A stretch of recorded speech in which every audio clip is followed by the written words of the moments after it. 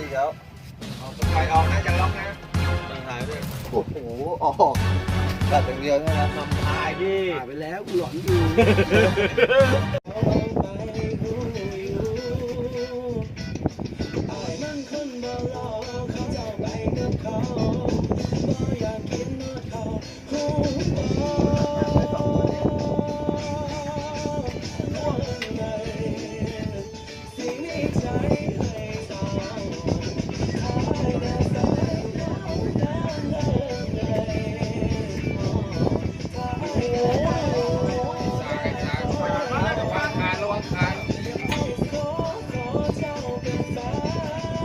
ก็ได้ไงล่ะเก่งนะสุดยอดอ่ะมันคมมากใช่ไหมใช่ครับ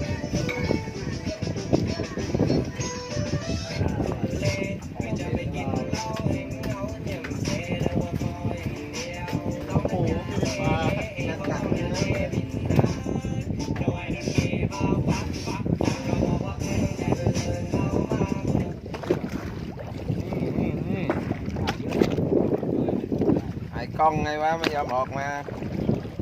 พอกล้องมานี่ไม่ค่อยออกเลยไกลหน่อยตัวใหญ่มากตัวใหญ่มากตัวใหญ่มากปุ๊บใหญ่มากตัวแค่นี้กินเบ็ดมาแล้วถ้ากินเบ็ดนี่เยอะนานเลยนะโอ้โหดึงไม่ออกแรงเยอะแรงจะเข้าไปอยู่ท้องเรือ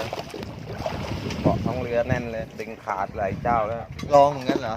ทำกินว่าเขาหย่อนเหยื่อปุ๊บค้างไว้เงี้ยเฮ้ยโดยเล็กโดโดไม่ใช่ซีแล้ว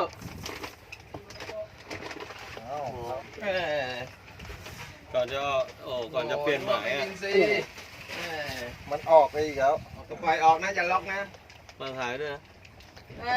อย่าให้พี่อัดอินซีหน่อยเดี๋ยวเราร้อยไปน้าเรากำลังทำการทำกับเขาตกใจเลยร้องเลยจะเป็นอินซี โอ้โหออกมันออกอย่าเพิ่งปั่นนะมันออกก็ปล่อยมันออกแล้วหยุดปั่น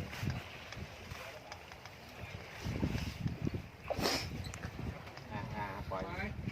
ฮะตัวมันแข็งเฮ้ยตัวมันยาวเห็นเลยอ่ะเฮ้ยมาหาผมหน่อยเรากำลังเปลี่ยนแล้วก็โอ้ย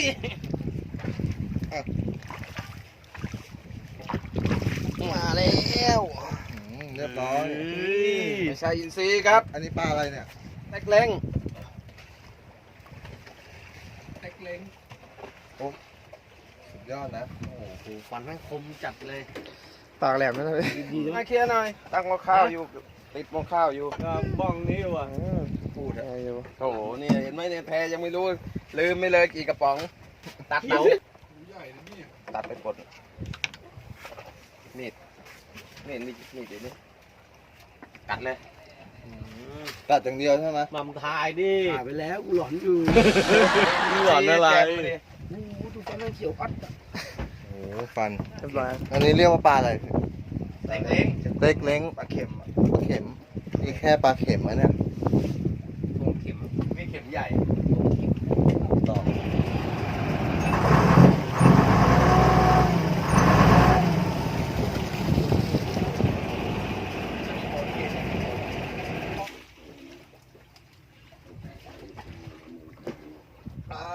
หินเหี้ย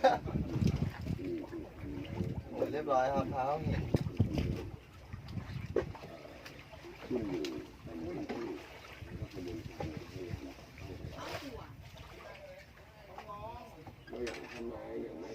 นี่ครับ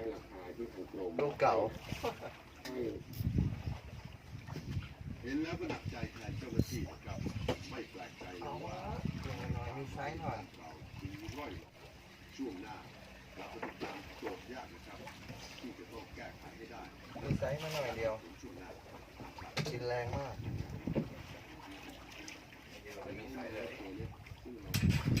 มีโม่ก็มา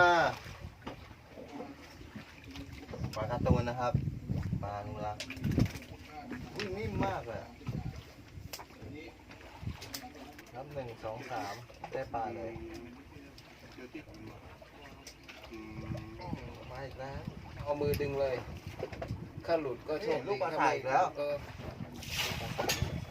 เอาไปทางนู้นเลยเดี๋ยวเขาได้เกี่ยว ลอยไว้เหรอ โดนใบใหม่ เอาไปคันออกนู้นใหญ่อะ แล้วปลาตัวเป็นเลยอะ น่าจะใหญ่เดี๋ยวเป็นใช่ไหม เป็นครับ โอ้ยูเว่ โอ้ ยูเว่กินปลาเป็น ปลาเป็นเลยเหรอ ใช่ ตัวมันเลื่อน อยู่เว้ยอ่ะ อยู่เอ็มไง เดี๋ยวจะหลุดแล้วนะ กระป๋องอย่างนี้ใครจะไปกล้าจับเลย เงี้ยงคมมากอ่ะ ผมได้ยินเสียงเบ็ดอยู่แล้วนะเว้ย อ้าวก่อนกลับแถม2 ตัวเลยครับ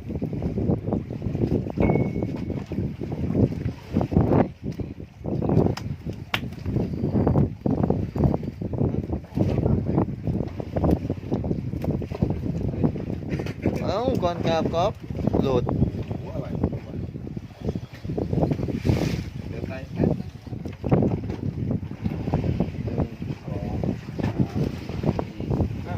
เองตามระเบียง ก่อนกลับนะโอ้โหก่อนกลับนี่กินดีมากเลย แก้งานนี่ถ้าเจ๊งอีก1 ที โอเคครับ ถ้าเจ๊งอีกก็เลิกเลยต้องรู้จักกันแล้ว ถ้าเจ๊ง3 หนนะ ปืนแล้ว ไปเก็บไปครึ่ง น้ำส่งนะ อืม วิ่งร ได้ ถทะเล ก็ นะ ทอดเลย เส้นอะไร โอเคครับขอตัวเก็บของ แล้วต้องไปเส้นไหน ตอนนี้เรากำลังจะเดินทางกลับกันแล้วนะครับถือว่าเราว่าวกันทริปนี้แต่ไม่เป็นไร มันเป็นด้วยสภาพอากาศ เดี๋ยวรอบหน้าเราต้องได้มาแก้มืออยู่แล้วกับพี่ยอด พายุเข้า ไต่น่ารักมากเลยฝากติดตามพี่ไต่เขาด้วย เดี๋ยวทิ้งเบอร์พี่ไต่ไว้ให้ท้ายคลิป มีใส่ยอดนะครับขอตะเกียบ นี่บนเรือทีเด็ด นะครับ อาหารอร่อยมากครับเชฟสุดยอด แล้วตอนนี้มือกดผมหลักทั้งทางแล้วกดไม่เด็ดสัญญาณไม่มีมือไม่กิน ใจลายและเจ้าชีวิต ไม่กินเดี๋ยวถ้างั้นเดี๋ยวเราไปเจอกันโอกาสหน้าเดี๋ยวไปที่ไหนจะถ่ายให้ดูอีกขอบคุณมากครับ ครับฝากดามช่องอีสานพันธุ์นี้นะครับใครครับโยกโยกดูปลาหน่อย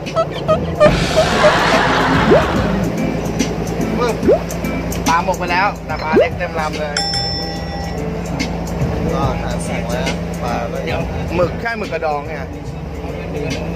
ก็เป็นหมึกอยู่นะเดี๋ยวพี่เอา มีหอยเชลล์ด้วยนะพี่เขาใส่ไว้ให้โยกโยก